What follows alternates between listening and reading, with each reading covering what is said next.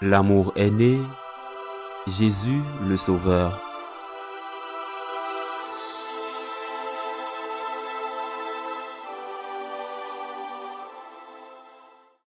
En ce temps-là, Jésus vit une grande foule. Il fut saisi de compassion envers eux parce qu'ils étaient comme des brebis sans berger. Alors il se mit à les enseigner longuement. Déjà l'heure était avancée. S'étant approché de lui, ses disciples disaient, « L'endroit est désert et déjà l'heure est tardive. Renvoie-les, qu'ils aillent dans les campagnes et les villages des environs s'acheter de quoi manger. » Il leur répondit, « Donnez-leur vous-même à manger. » Ils répliquent, « Irons-nous dépenser le salaire de 200 journées pour acheter des pains et leur donner à manger ?» Jésus leur demande, « Combien de pains avez-vous » Allez voir. S'étant informés, ils lui disent, « 5 et 2 poissons. » Il leur ordonna de les faire tous asseoir par groupe sur l'herbe verte. Ils se disposèrent par carrés de 100 et de 50. Jésus prit les 5 pains et les 2 poissons, et levant les yeux au ciel, il prononça la bénédiction et rompit les pains. Il les donnait aux disciples pour qu'ils les distribuent à la foule. Il partagea aussi les 2 poissons entre eux tous.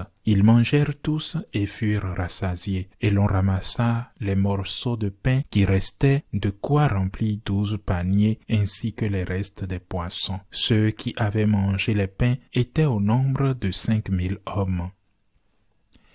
Acclamons la parole de Dieu.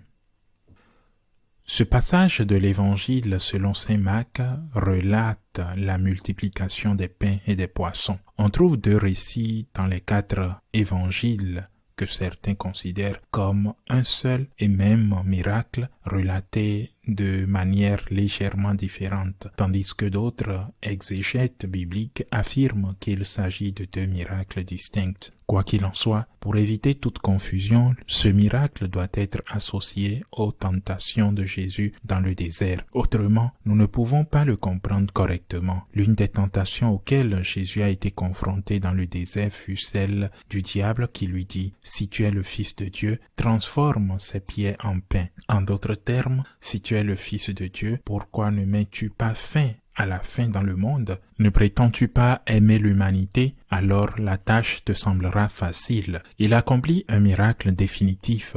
Il met fin à la fin dans le monde en transformant toutes les pierres.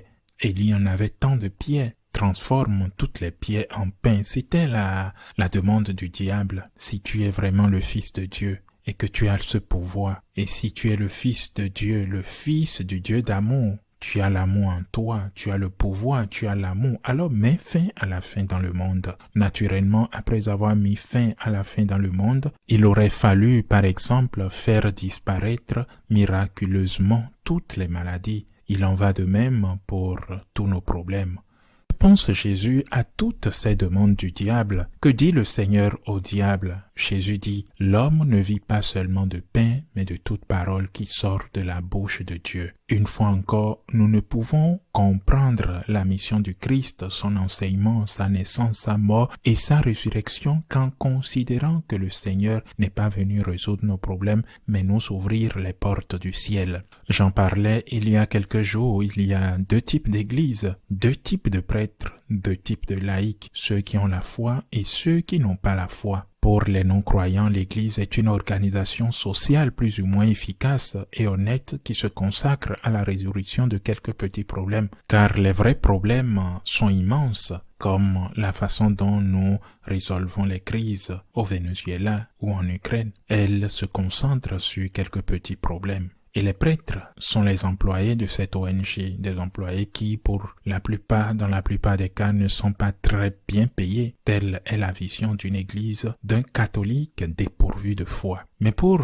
une église croyante, c'est-à-dire pour l'église fondée sur Jésus-Christ, pour le prêtre ou le laïc croyant, la mission de l'Église ne se limite pas à l'aide, aussi nécessaire soit-elle. et qu'elle l'ait toujours apporté, la mission de l'Église est fondamentalement, non pas exclusivement, mais fondamentalement avant tout de conduire les âmes au ciel. Et c'est bien là l'essentiel, bien sûr. Nourrir les affamés est aussi un acte de miséricorde, un acte nécessaire que le Seigneur a clairement indiqué à ses disciples d'accomplir ou d'avoir accompli, et sur lequel le jugement dernier porterait. J'avais faim. M'avez-vous donné à manger, oui ou non? Mais j'insiste, si le Seigneur avait voulu résoudre les problèmes du monde, les problèmes matériels que nous, humains, rencontrons, la faim, la maladie, la solitude, il l'aurait fait par un miracle. Le Seigneur veut que nous allions au ciel.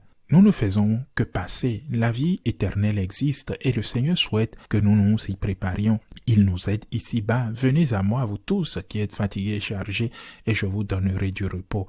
Il nous aide à accomplir cette mission première, marcher dans ses pas afin d'atteindre le ciel. Venez à moi, vous tous qui êtes fatigués et chargés, et je vous procurerai du repos. Il nous aide à accomplir cette tâche. Il nous aide aussi, certes, à résoudre certains problèmes, mais son but ultime n'est pas simplement de nous assurer un maximum de nourriture. Après cette introduction, examinons de plus près le message d'aujourd'hui. L'évangéliste Saint Marc commence en disant « En ce temps-là, Jésus vit une grande foule et fut saisi de compassion envers eux, parce qu'ils étaient comme des brebis sans berger. » Or, il aurait pu leur donner à manger immédiatement. Et il ajoute, alors il se mit à les enseigner longuement. Quand comprendrons-nous enfin la véritable mission de Jésus-Christ? Nos aînés l'ont compris bien mieux que nous. Malgré cette génération profondément matérialiste, nous sommes une génération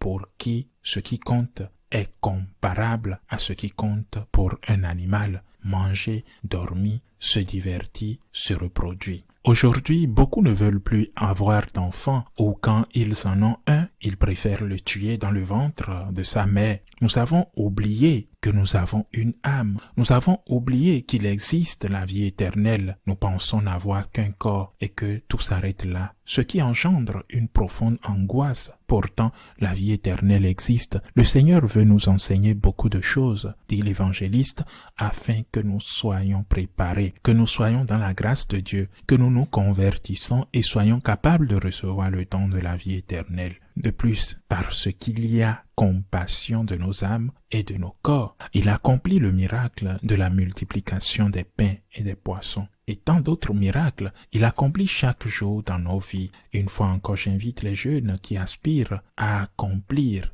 de grandes choses, à avoir un cœur compatissant et à être touchés par la souffrance du monde. Je vous invite à nouveau à m'écrire pour un discernement vocationnel. Vous êtes comme des brebis sans berger, dit Jésus. Il n'y a pas de prêtre, vous êtes comme des brebis sans berger. Et de quoi ont-ils besoin? De quelqu'un pour leur enseigner de nombreuses choses. De quoi ont-ils besoin? De quelqu'un pour leur donner le pain de vie, l'Eucharistie. L'Eucharistie dont le Christ lui-même a dit qu'elle était la source de la grâce. Et quiconque mange de mon pain et boit de mon sang, disait Jésus, aura la vie éternelle.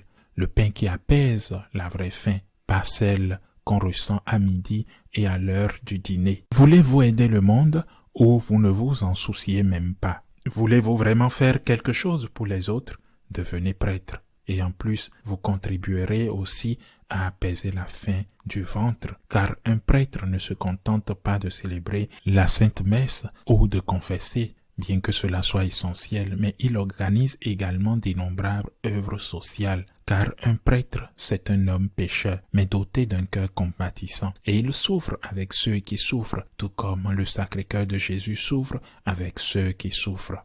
Ainsi soit-il.